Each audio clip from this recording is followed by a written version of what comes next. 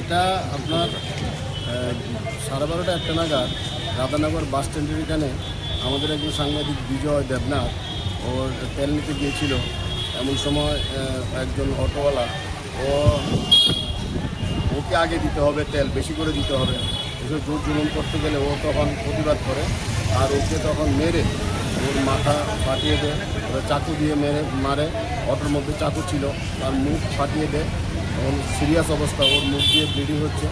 তো আমি এর সাথে কথা বলেছি, এই বিডিও সদরের সাথে কথা বলেছি, ওনারাও আসছেন। তো আমরা ইতিমধ্যে এই বিডিও সদর আমাকে বলেছে যে অটোটা সিজ করেছে, আসামিকে অ্যারেস্ট করবে।